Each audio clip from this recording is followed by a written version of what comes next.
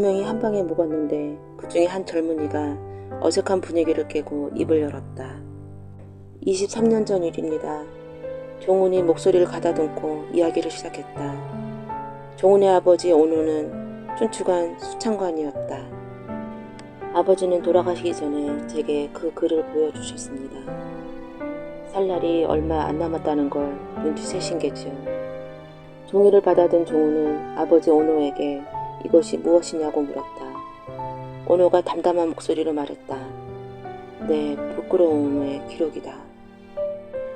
의아해하며 글을 읽던 종훈은 깜짝 놀랐다. 종이 뒷면에 적힌 날짜를 보고는 더욱 놀랐다. 아버지가 쓴 시점은 사건의 발생하기 5년 전이었기 때문이었다.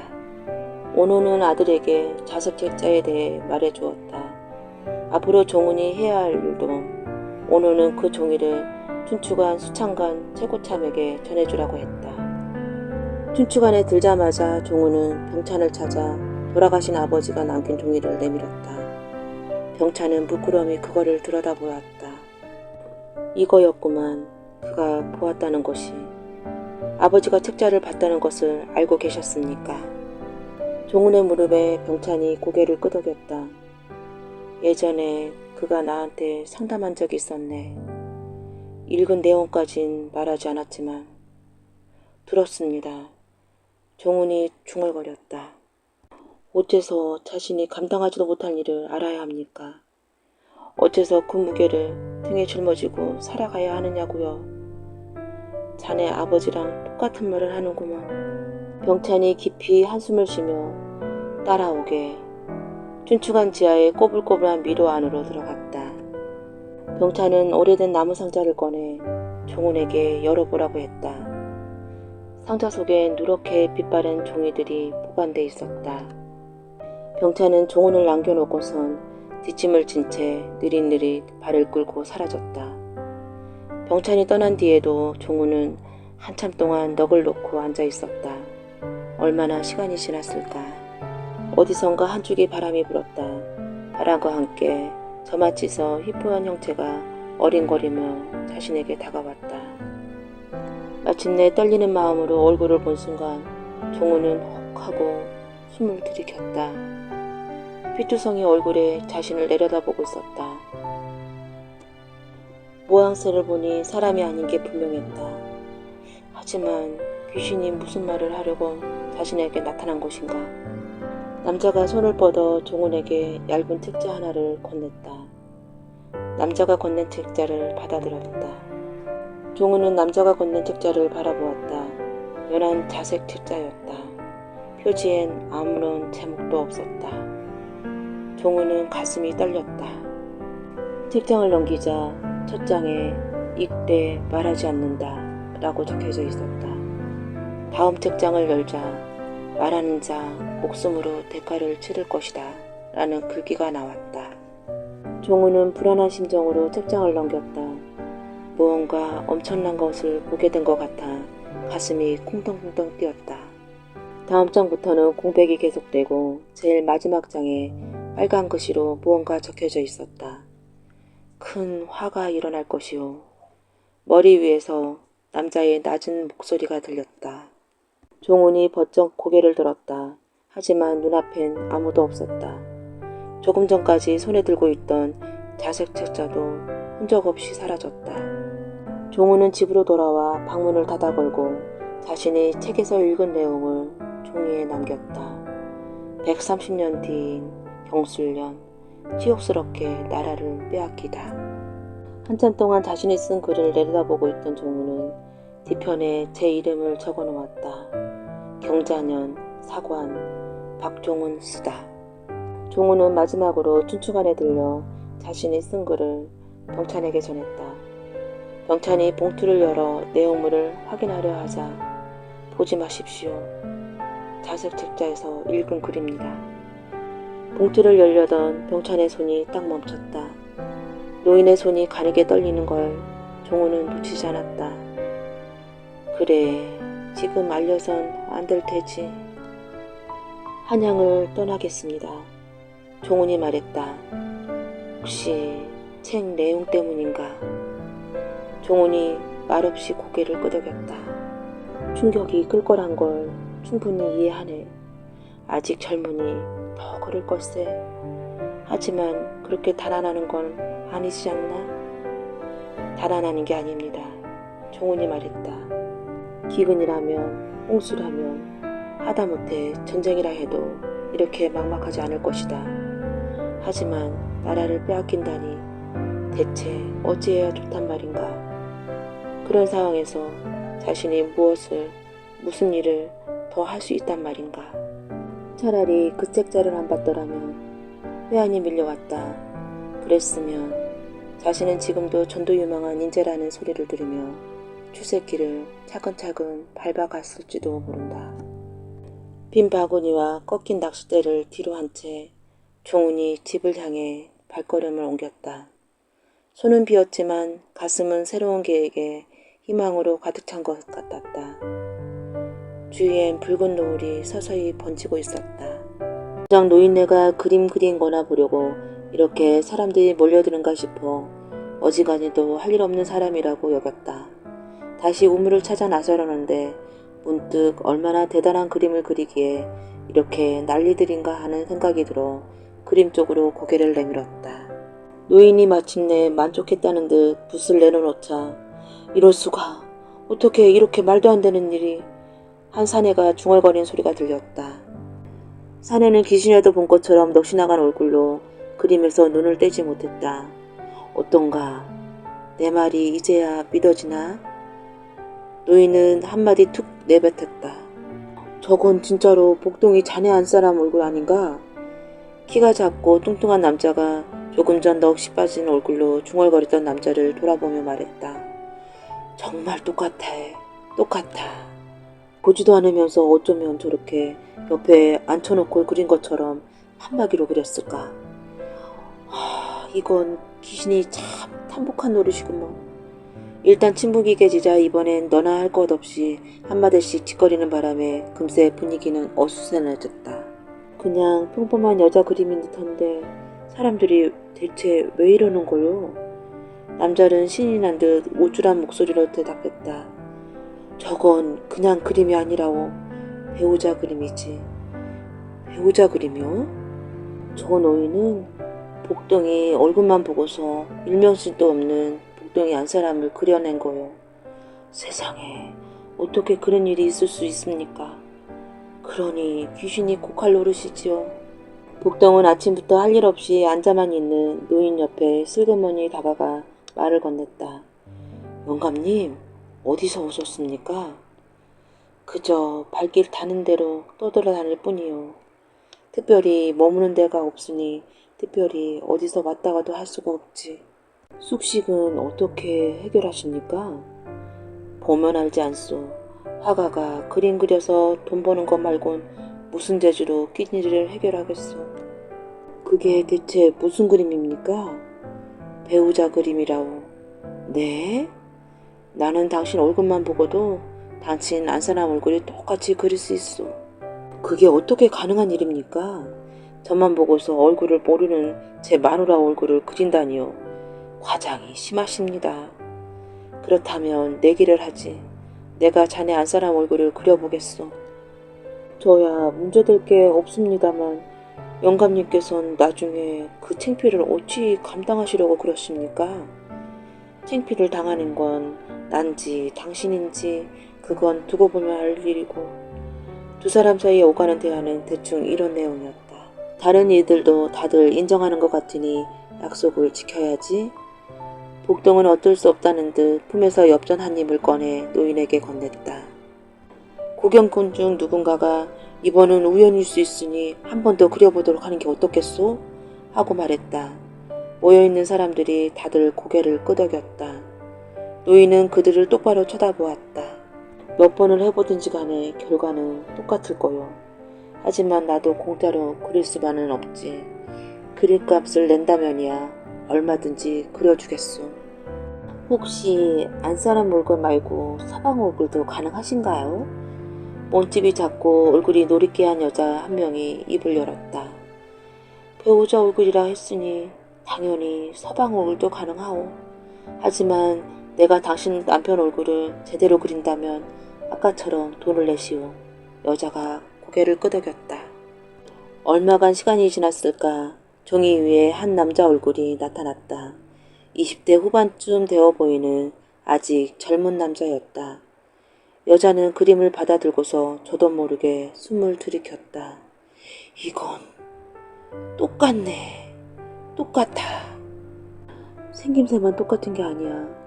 오른쪽 눈 옆에 세로로 점 3개 있는 것까지 똑 닮았구먼. 보아하니 내가 그린 게 당신 서방님이 틀림없는 것 같소만. 노인이 여자를 향해 손바닥을 내밀었다. 여자는 치마폭에서 동전을 꺼내 손바닥에 올려놓았다. 영감님, 제 것도 한번 그려주시오. 이번에도 노인의 유려한 손놀림은 변함이 없었다. 노인이 그린 그림은 다시 한번 탄성이 터져 나왔고 다음은 내 차례라며 술랑이가 벌어질 찰나였다. 느닷없이 노인이 뭐하는 건가 의아해하면서도 자석에 철이 끌려가듯 다들 노인의 그림에 빠져들었다. 그림 속 여인은 아직 애땐 티가 남은 소녀에 가까웠다. 노인은 고개를 들어 방금 전 표류 옆에 동전을 내려놓은 남자를 쳐다보았다. 이것도 당신 거요. 남자는 이해가 안 된다는 표정이었다. 제 배우자 그림은 방금 전 그려주지 않으셨습니까? 그랬지. 하지만 당신은 2명의 배우자를 맞을 운명이요. 아까 그린 건 현재의 배우자, 지금 그린 건 미래의 배우자요. 말문이 막힌 남자 대신 덩치가 큰 여인이 반박했다. 여기 안 사람은 몸도 쌩쌩하고 내외관 금술도 동네에서 둘째가라면 서로 할 정도로 좋은데 그게 무슨 악담입니까? 그러거나 말거나 노인은 매서운 눈빛으로 사라를 바라봤다. 돈을 마저 내야지? 네?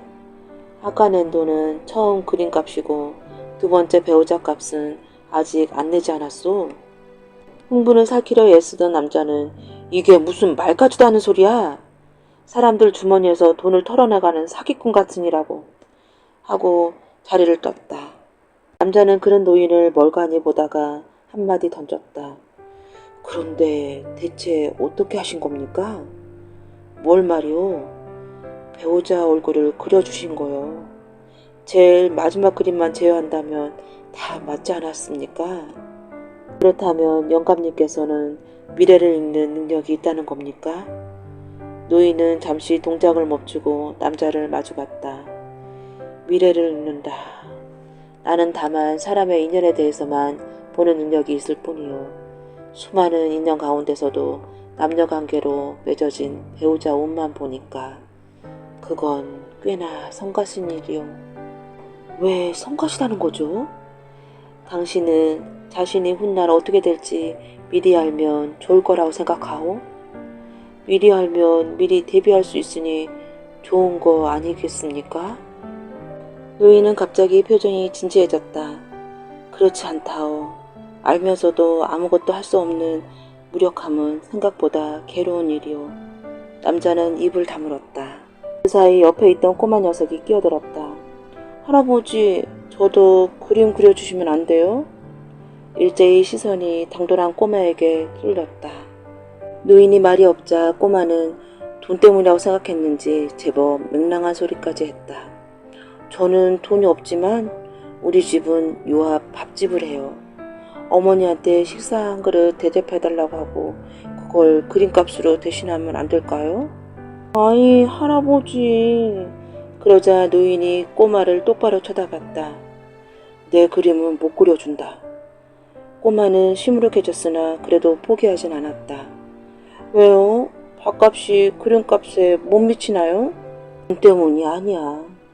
그러면요? 돈 때문이 아니면 왜 못 그려주시나요? 집요한 것이 꽤나 성가신 꼬마였다. 너는 장가를 못 두니까. 네? 때를 쓰는 꼬마는 생각지도 못한 말에 화들짝 놀란 얼굴이 됐다. 노인은 짐을 싸서 유유히 발걸음을 옮겼다. 반년 뒤 혹시 저를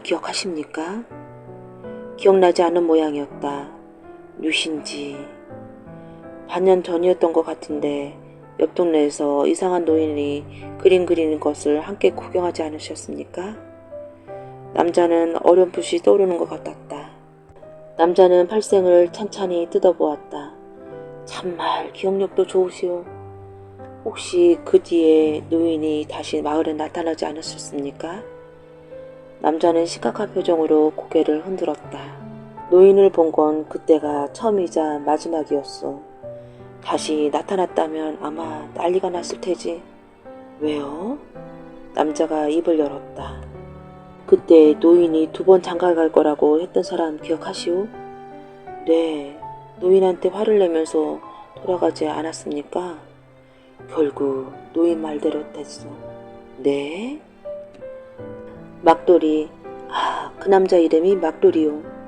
막돌이 안 사람이 만삭이었는데 아이를 낳다가 세상을 떴어. 산모랑 아이랑 둘 다 죽었지.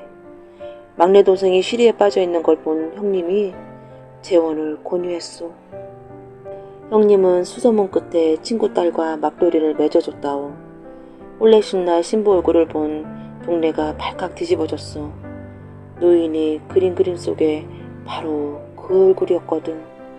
제일 놀란 게 막돌이 본인이었지. 그리고 말 나온 김에 남자가 갑자기 목소리를 낮췄다. 금동이가 죽었다오. 금동이요? 왜 자기 그림도 그려달라고 매달렸던 맹랑한 꼬마 녀석 말이오. 그렇다면 남자도 팔생의 생각을 읽은 것 같았다. 그렇소. 그 아이는 배우자가 없을 운명이었소. 그 노인이 말했던 것처럼. 여기까지 말한 팔생은 잠시 숨을 돌리며 술을 한 모금 마셨다. 그거 참 어쩐지 으스스하구려. 하지만 배우자 그림이라. 공기 중에 달콤한 치자꽃 향기가 감돌았다. 보기와 덕이가 서로 얼굴을 마주봤다. 손님도 없고 심심해서 그래. 말동무한 듯 생각하고 앉았다 가.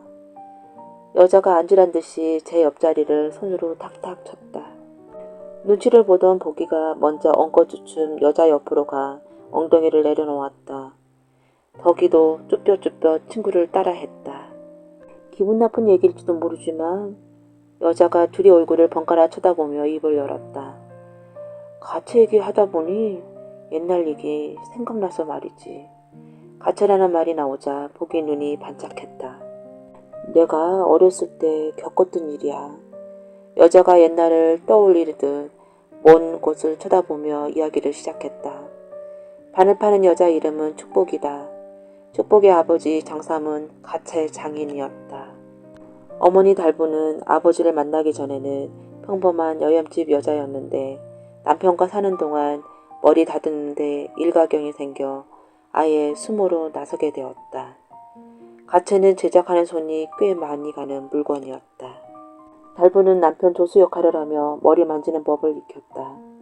만드는 건 남편이라도 남녀가 유별한 터에 그걸 쓸 여자들 머리까지 직접 매만질 수는 없는 노릇이었다. 그래서 달분이 그 일을 맡았다.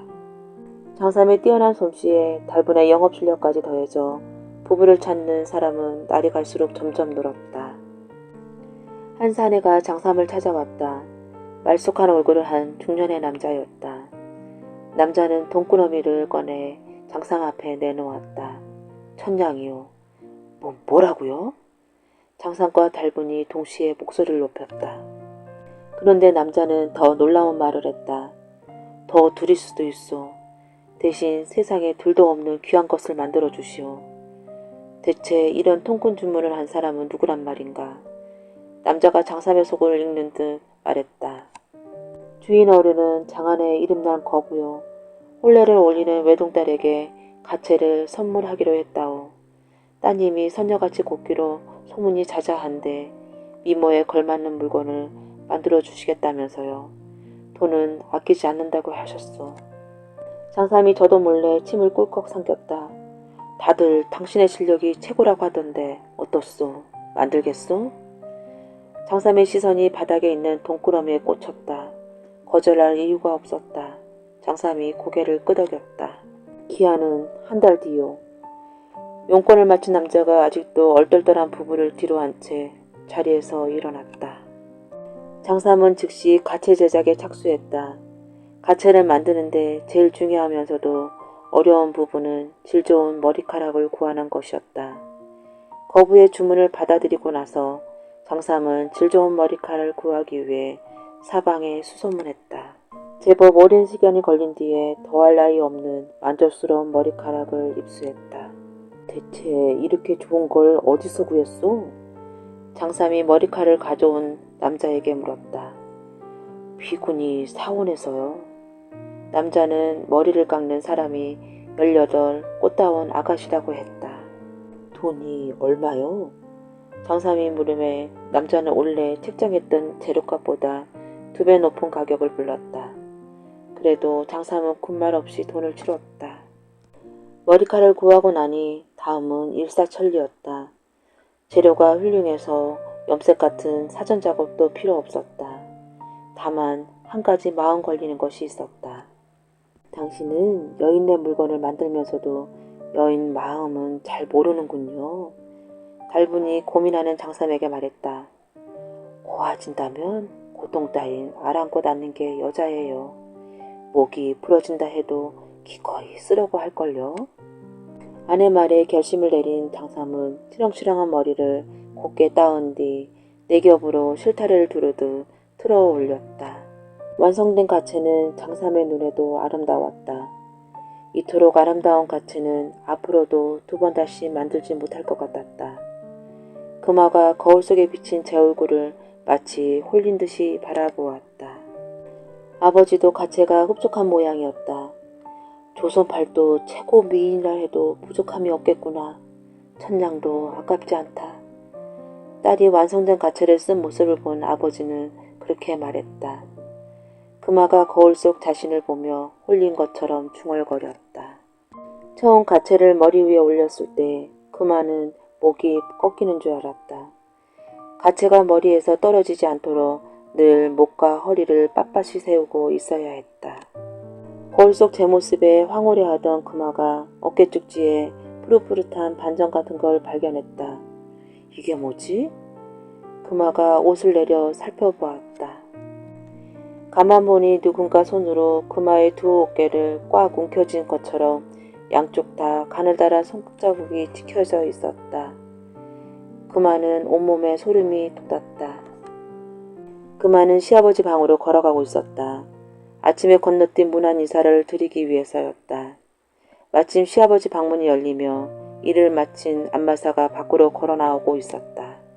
안마사는 방으로 들어가려는 금화를 불러세웠다. 안마가 필요한 분은 정작 따로 계시네요. 안마사의 시선은 금화의 어깨 너머로 향하고 있었다. 마님, 어깨가 무겁고 결리지 않으십니까? 그걸 어찌하는가? 보이니까요. 맹인 안마사가 알 수 없는 말을 했다. 보이다니? 뭐가? 오는이요. 금화는 순간 말문이 막혔다. 온몸에 소름이 끼쳐 입이 잘 떨어지지 않았다. 오눈의 무게는 인간이 감당할 수 있는 게 아닙니다. 힘든 게 당연하지요.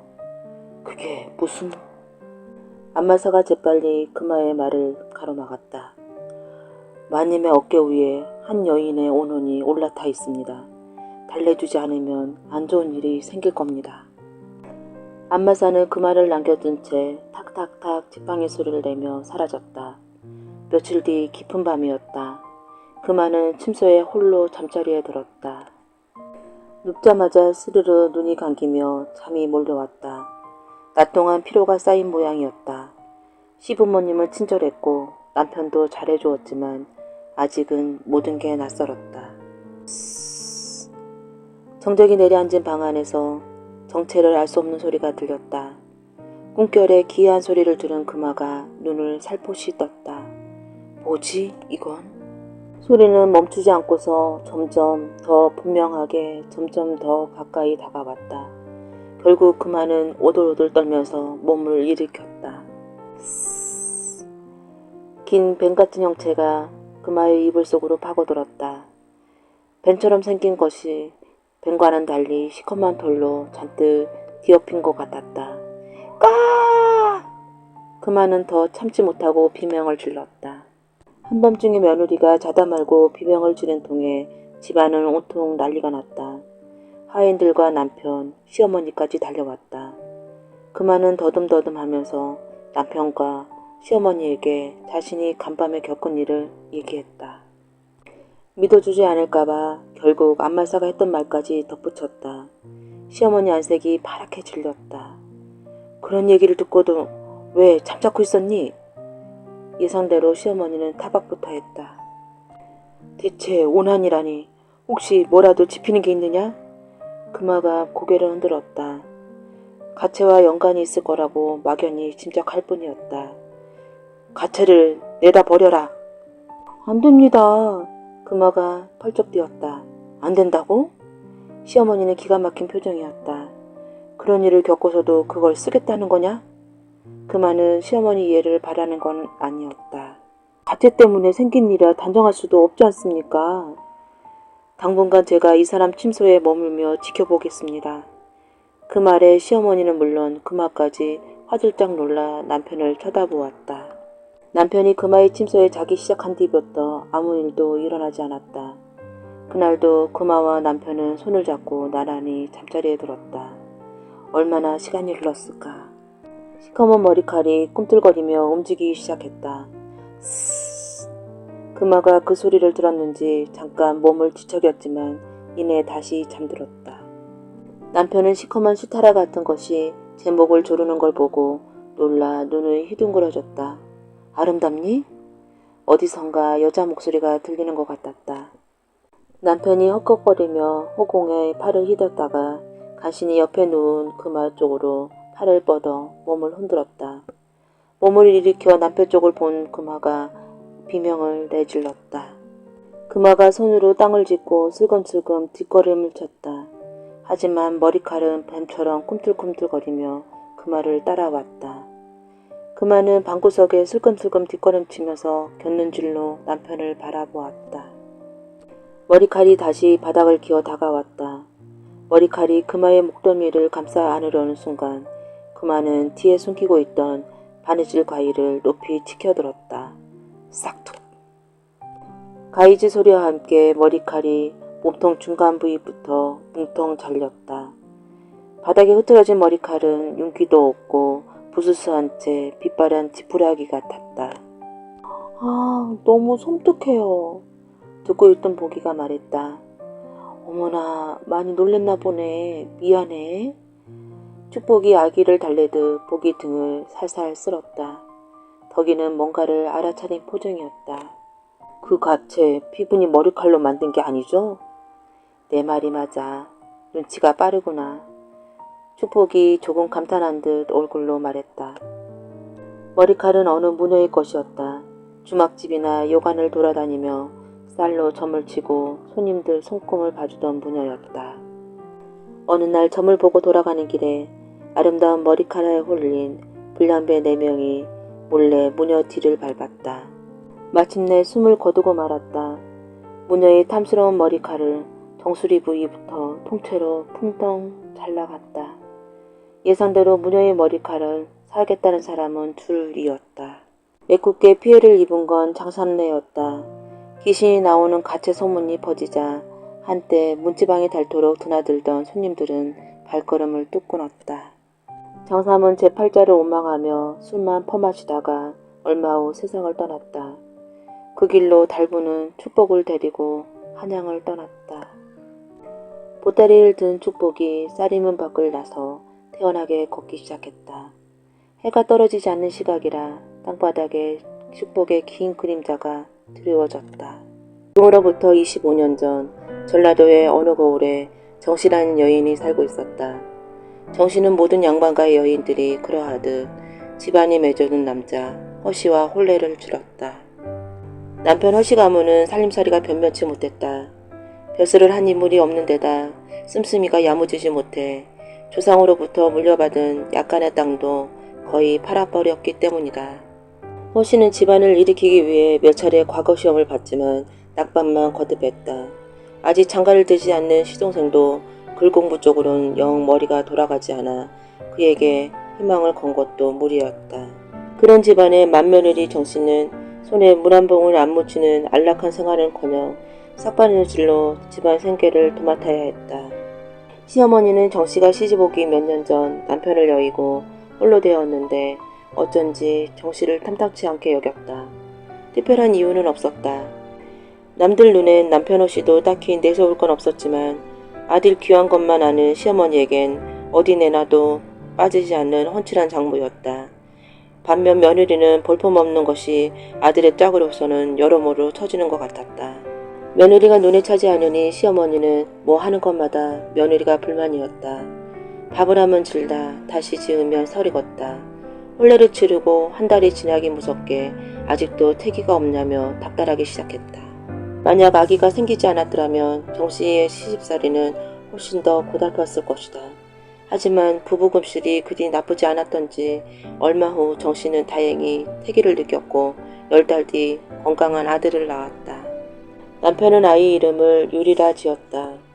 정씨는 시집온 이래 처음으로 세상을 다 가진 것 같은 행복감에 젖었다. 그러나 꿈만 같은 행복은 그리 오래가지 못했다. 온채 비실비실하던 남편이 기어이 몸져 눕고 말았다.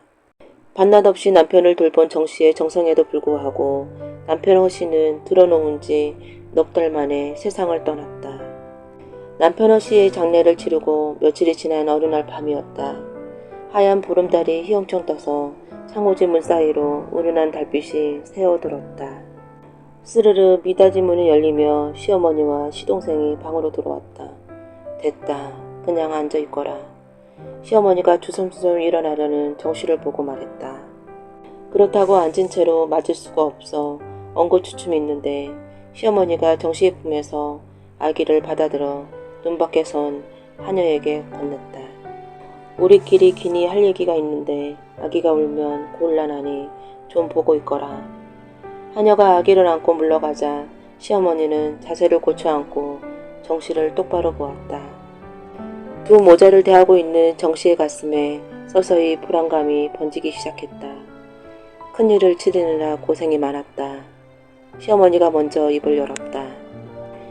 따지고 보면 시어머니와 며느리는 둘 다 지아비를 먼저 보낸 여인이다. 아무리 모진 시어머니라도 한창 나이에 홀몸이 돼 평생 수절하고 살아야 할 며느리를 보니 조금은 딱한 마음이 들었을 것이다. 비록 내 지아비는 먼저 갔지만 너도 허씨 집안 사람이다. 시어머니가 근엄한 어조로 말을 이었다. 정씨는 고개를 끄덕였다. 지당하신 말씀입니다. 아녀자가 시집을 가면 죽어서도 그 집 귀신이 되어야 한다고 배웠습니다. 시어머니 얼굴에 한 가닥 기이한 미소가 떠올랐다. 내가 정녕 그렇게 생각한다면 일이 쉽겠구나. 시어머니는 품속에 지니고 온 물건을 꺼내 정씨 앞에 내려놓았다. 곱게 접힌 하얀 약봉지와 짧은 단도였다. 이걸 왜 시어머님이? 혼란스러운 정씨는 쨍쨍한 음성에 고개를 들었다. 너는 우리 허씨 가문을 일으키기 위해 무엇이 필요하다고 생각하느냐? 무엇이 필요하다니요? 말을 더듬는 정씨를 한심한 듯 쳐다보며 시어머니는 쯧쯧 혀를 찼다. 정씨는 성뜻 이해가 가지 않아 멍하니 시어머니가 한 말을 되뇌었다. 결정이라 하시면 비상과 은장도 중 어느 쪽으로 자결하겠느냐 그 말이다. 집안을 일으키기 위해 제가 죽어야만 합니까? 애원하는 정씨의 목소리와 대조적으로 시어머니 음성은 차갑기만 했다. 집안에 연료가 나오면 나라에서 포상하게 되어 있다. 연료 가문은 경제적으로 지원을 받고 연료 집안의 남자들은 관직 진출도 쉬워지지. 게다가 만에 하나 연료문이라도 하사받는다면 그야말로 가문의 영광으로 길이길이 남을 게 아니더냐. 정씨의 안색이 입고 있는 상복 색깔처럼 하얗게 질렀다. 그것 때문에 저더러 죽으라 하시는 겁니까? 하지만 유리는요. 아비도 없는데 어미인 저마다 죽으면 유리는 어떻게 하라고요? 유리는 어엿한 허씨 집안의 장손이다. 내가 걱정하지 않아도 내가 정성껏 키울 것이다. 그리고 유리의 미래를 생각하더라도 내가 죽는 편이 그 아이에게 더 도움이 될 거야. 청산가부가 수십 년 수절해도 온갖 추문이 따르기 마련이다. 허나 내가 연료가 된다면 애초에 그런 추문이 생길 일도 없을 테니 유리는 연료의 자손이 될 것이고 앞길도 탄탄하게 필 것이 아니겠느냐. 정씨는 할 말을 잃었다. 정씨가 죽은 후 유리의 앞날까지 망설임 없이 늘어놓는 시어머니를 보니 이 계획이 하루아침에 떠오르는 일은 아니었구나 싶었다. 도련님은 어쩌면 자신의 편이 되어줄지도 몰랐다. 도련님도 그렇게 생각하십니까? 제가 죽어야 한다고요. 도련님은 불편한 기색이 역력한 얼굴로 머리를 극적거렸다. 형수님한테는 미안하게 생각합니다. 하지만 아무리 생각해봐도 이 방법밖에는 없습니다. 그러니 눈 한 번 딱 감고 해주십시오. 시어머니가 정씨에게 너도 우리 집안 사람이라고 한 건 허울에 불과했다. 그저 눈 딱 감고 한 번만 해주면 되는 거 아닙니까? 시동성의 무책임한 한 말이 귓가에 울려 퍼졌다. 저는 못합니다. 정씨가 떨리는 목소리로 또박또박 대꾸했다. 뭐라고? 못한다고? 시어머니가 피식 웃었다. 이제 와서 내가 피한다고 피할 수 있을 것 같으냐? 당황한 저씨가 저도 모르게 앉은 채로 몇 발짝 뒷걸음쳤다. 동시에 도련님이 달려들어 은장도를 뽑더니 정씨의 가늘고 하얀 목에 들이댔다. 정씨가 흠칫 놀라 숨을 들이켰다. 은장도의 퍼런 날이 불빛에 받아 번뜩였다. 정씨는 세차게 고개를 저었다. 싫습니다. 정말 번거롭게 하네. 시어머니가 다시금 쯧쯧 혀를 차더니 도련님 쪽으로 몸을 돌렸다. 뭘 하는 게냐? 어서 해치우지 않고. 얼마나 시간이 지났을까? 정씨는 스르르 눈을 떴다. 멀지 않은 곳에서 귀에 익은 음성이 소곤거리는 게 들렸다. 어머니, 꼭 이렇게까지 해야 합니까? 정씨는 혼미한 머리가 번쩍 깨어나는 것 같았다. 뒤늦게 목에 거칠거칠한 천이 휘감겨 있는 걸 알아차렸다. 빨리 발밑에 있는 받침대를 치워버리자. 어서. 누구 없어요. 도와주세요. 저기. 목청이 높아지자 놀란 시어머니가 정씨의 입을 꽉 틀어막았다. 억울함과 분노로 솟구치는 눈물이 뺨을 타고 흘러내렸다. 정씨는 마지막 발악으로 입을 틀어막은 시어머니 손바닥을 이빨로 꽉 물어뜯었다. 드디어 끝났네요. 한참 뒤 도련님이 입을 열었다. 며느리가 죽은 뒤 허씨 집안은 변개가 일어나기 시작했다. 시어머니와 도련님은 가슴을 쓸어내리며 안도했다. 이제 탄탄대로가 열릴 일만 남았다. 그런데 뜻밖의 골칫거리가 불거졌다. 바로 시어머니 손에 남은 상처였다. 며칠만 잘 치료하면 나을 거라 여겼는데 상처는 쉽게 아물지 않았다. 생살이 썩어 들어가는 냄새는 시어머니 방에서 시작해 앞마당까지 퍼졌다. 결국 용하다는 의원을 불렀다. 참으로 희한한 증세로군요. 성성한 백발에서부터 연륜이 느껴지는 의원은 손을 보고 고개를 가웃겨뤘다. 의원이 숨을 참고서 상처를 버려진 곳을 유심히 들여다보았다. 언제부터 이런 증세가 시작되신 겁니까? 보름쯤 됐나? 곁에 있던 도련님이 다급하게 물었다. 어떻게 해야 난이냐고 묻지 않소. 도련님이 언성을 높였다. 의원은 어렵게 입을 뗐다. 검은 머리가 하얗게 될 때까지 의원 노릇을 했사오나 아직 이런 병증은 본 적이 없습니다. 다만 살이 썩어 들어가는 것을 미뤄볼 때 짐작하는 병명 하나가 있긴 하온데 글쎄 그게 뭐냐니까. 나병입니다. 시어머니와 도련님의 눈이 휘둥그레졌다. 나병이라고요? 그럴 리가 없소. 시어머니는 그날부터 집안에서 가장 볕이 들지 않는 쪽방으로 거처를 옮겼다. 하녀들은 순변을 정해 붕대를 갈고 밥상을 내놓고 요강을 내갔다. 방 안에 빛이 있건 없건 딱히 달라질 것도 없기에 시어머니는 몸을 일으켜 훅 촛불을 불었껐다.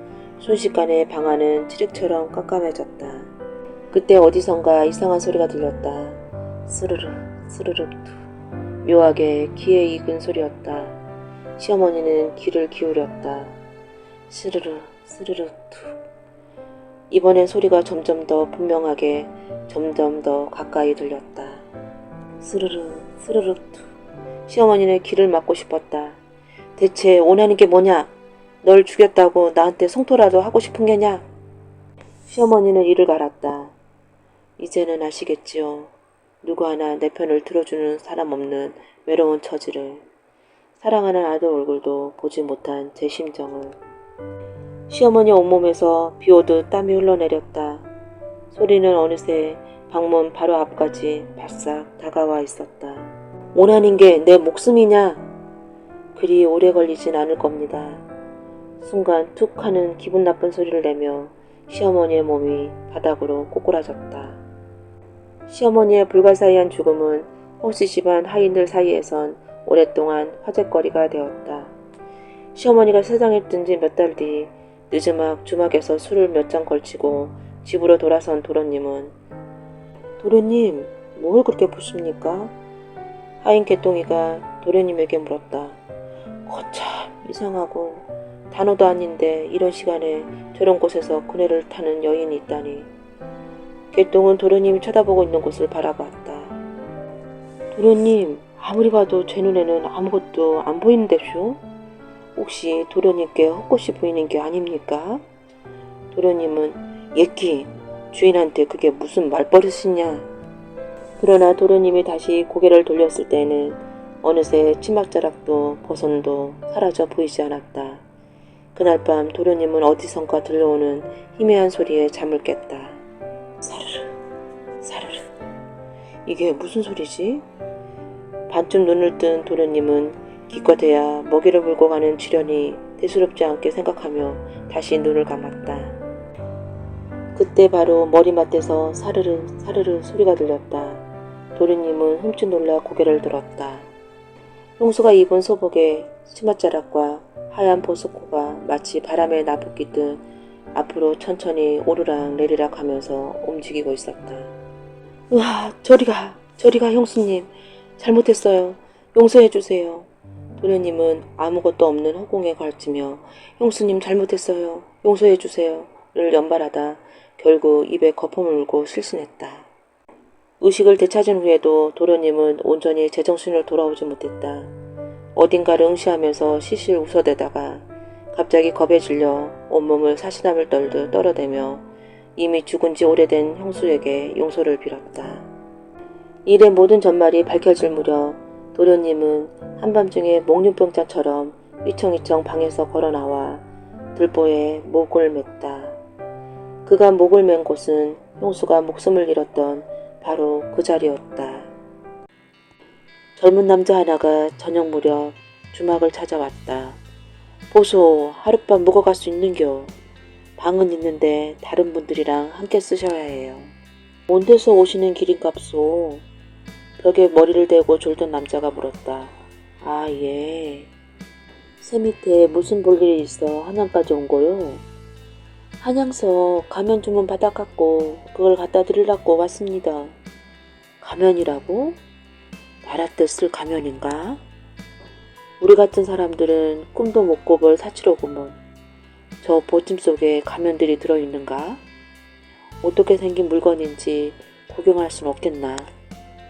복세는 싱글벙글하며 보따리를 풀었다. 보따리 안에는 가면 10여 개가 차곡차곡 쟁여져 있었다. 이건 초용 탈이라고 여기를 쫓는 가면입니다. 초용이란 사람이 옛날에 귀신을 쫓아냈다 안캅니까?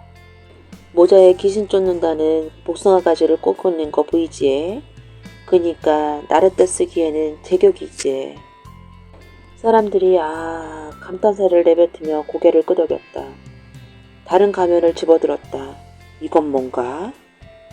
앞서 보여준 가면들에 비하면 완성도가 형편없이 느껴졌다.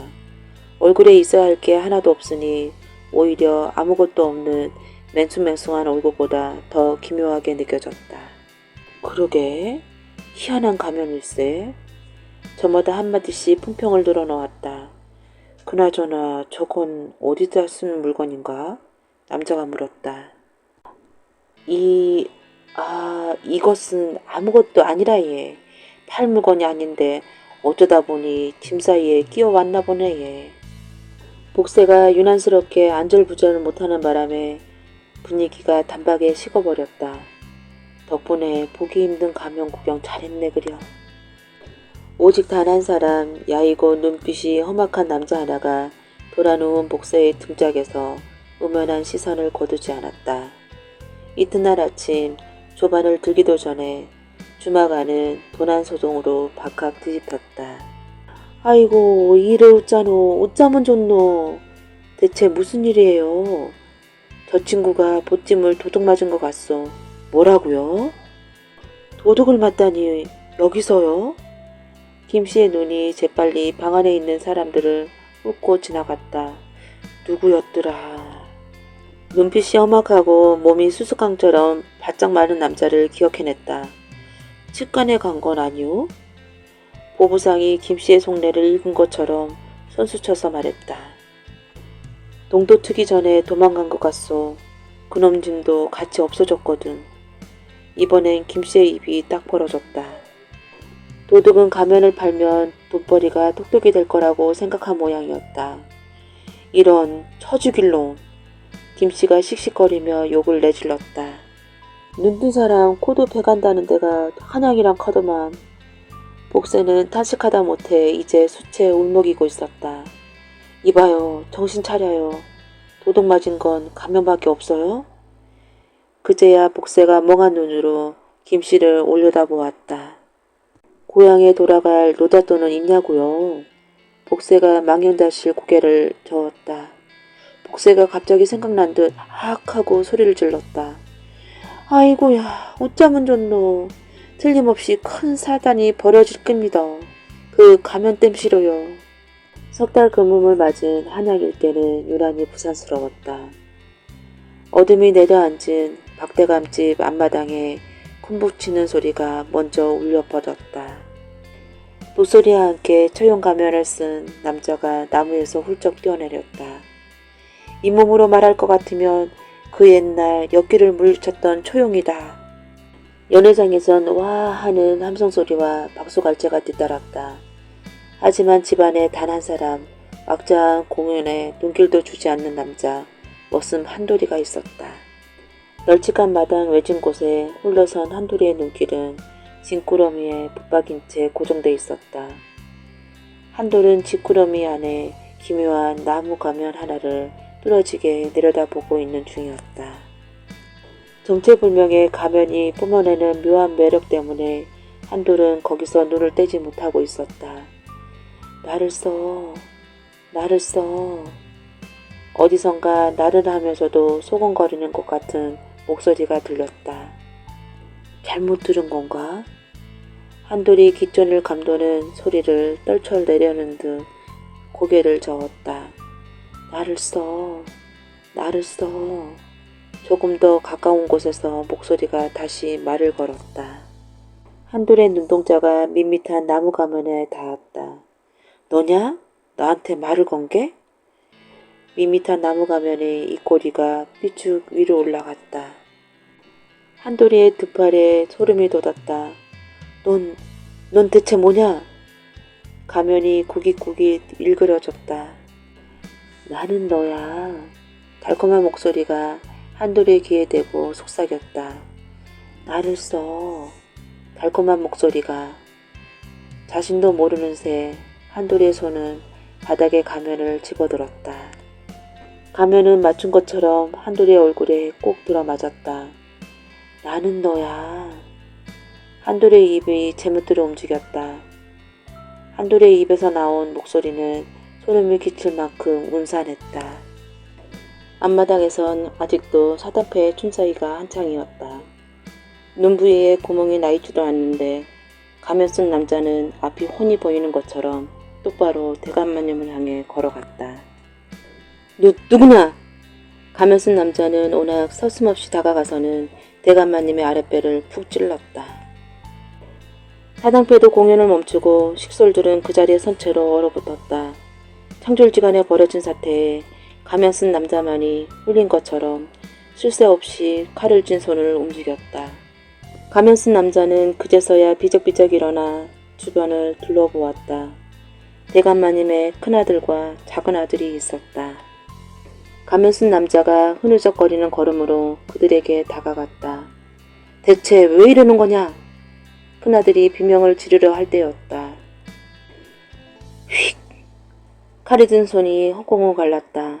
큰아들이 앞으로 꼬꾸라졌다. 작은 아들의 비명소리가 들렸다. 작은 아들까지 나란히 쓰러지자 가면 쓴 남자는 손에서 칼을 떨어뜨렸다. 동시에 남자의 얼굴에서 가면이 떨어져 나와 바닥에 굴렀다. 한돌은 자신이 무슨 짓을 한 줄도 모르는지 얼빠진 얼굴로 멍하니 엄청난 참사를 지켜보고만 있었다. 그 사건 때문에 한동안 한양이 뒤숭숭했었죠. 먼저 입을 연 사람은 너구리를 닮은 선비였다. 머슴이 섰다 긋는날 남들 다 보는 앞에서 주인과 아들 둘 다 찔러 죽였으니 난리가 안 나는 게 이상하지. 정작 그 머슴은 자기가 무슨 짓을 했는지 전혀 기억이 안 난다고 주장하던데요. 그런데 그 사건이 잃어버린 가면과 무슨 관계가 있다더냐? 웅성거리는 와중에 슬쩍 끼어든 이는 연암이었다. 박대감 집의 대참변에 관가가 총출동했고 사건을 목격했던 남녀노비들이 벌벌 떨면서 이상한 가면을 쓴 한돌이가 뭔가에 홀린 것 같다고 고했기 때문이다. 관리들은 가면을 대감집에 들여온 사당패를 엄하게 추궁했다. 사당패는 우리도 모르는 일이라고 하소연했다. 여의고 눈빛이 험악한 남자한테서 나래 행사에 필요한 가면들을 한꺼번에 구입했는데 진보다리 안에 문제의 가면도 함께 들어있었다는 것이다. 사당패 우두머리는 문책하는 관리에게 그렇게 증언했다. 사당패가 사들인 가면들은 며칠 전 복세가 상계주방에서 잃어버렸다고 신고한 물품과 일치했다. 그 바람에 복세까지 관가에 끌려가게 되었다. 그 가면 마가 낀 물건입니다. 주막으로 돌아온 복세가 내뱉은 첫마디였다.